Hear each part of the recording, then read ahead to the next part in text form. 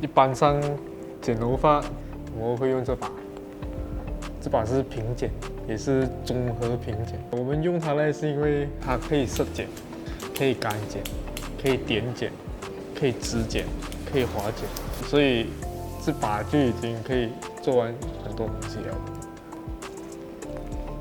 这个就是无痕牙剪。无痕牙剪我喜欢用去发量15%到20%，它不会去到太多了，比较适合用来挑包女孩子的头发。然后剪头发梳子嘞，通常我会选这个，是因为它够硬，然后它有一梳一密嘛。说密的话就是你针对头发少的，所以是很万能的。然后铁的嘞，是因为它传达热能是比较快的，拿来吹直就很方便。然后吹圈的话，它也比较有弹性，它这个就比较快造型，因为它够热。这种梳子，双面的，是拿来擦板膏的。这边呢就是拿来滑顺头发，然后这个就方便我们擦卡了。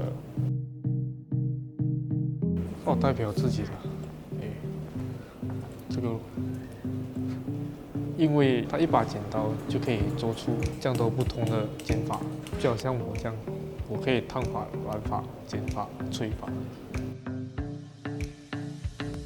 有3样啊。基本上我只需要梳子、剪刀跟发夹就可以了，因为剪男女头发最基本就是这3样。我在这个行业有10多年了。中学的时候就爸爸很喜欢带我们去那些 barber shop 嘛，然后一剪就剪到很短，又很齐，就整个很难看，然后就很不喜欢，就很抗拒别人动我的头发，所以我就特别喜欢这个行业。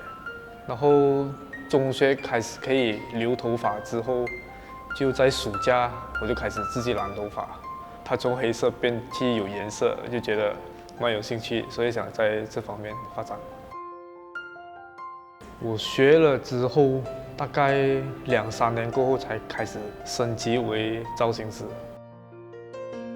第一次的印象是剪到顾客的耳朵流血了，那一次太慌了，因为很怕嘛，所以剪到顾客的耳朵一小刀。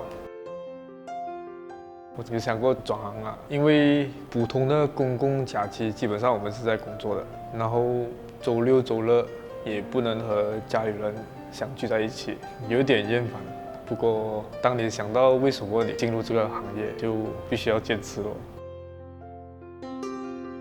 这个行业大多数理发师都会有胃病啊，或者是盐尿道这个疾病啦，因为我们不能够很准时的吃东西或者是喝水，如果在忙的时候，所以我觉得这是最辛苦的一件事情了。